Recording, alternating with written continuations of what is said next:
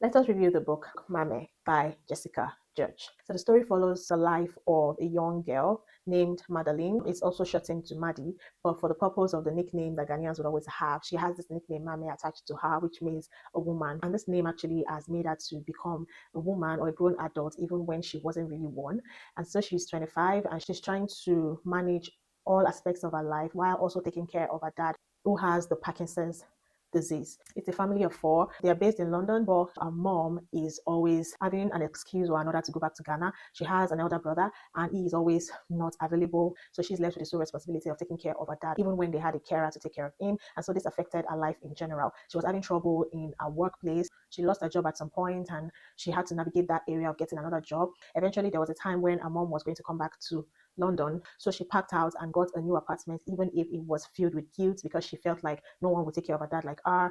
But she eventually did. And that was when she started facing more challenges about her relationships. She met men. Also, she had to meet with roommates, new roommates that she had a couple of issues with. All of this was happening because she didn't really give time to herself. She gave most of her time to her family, to her father, who was not very well. She eventually lost her dad. And at that point, our elder brother and her mom were not ready to still be financially responsible, especially to take care of the funeral and the burial of their dad, to the extent that even when they were sharing the financial obligations to people that would pay, they still gave half of their responsibility to Maddie to bear it, and he was going to take up all her savings. Like, I was really shocked. I was really angered at that point of it. And the most annoying thing is how her mom would always make her feel like she was supposed to do it because they were family. That was why God gave her a daughter like that to take care of her, to take care of the family, which was so annoying. So at a point, she had to start detaching herself from that name, Maame, which meant a woman, which meant taking up so much. And that trait also affected her because even when she started having relationships, she would always make excuses for the men and blame herself when things did not go right. Okay, so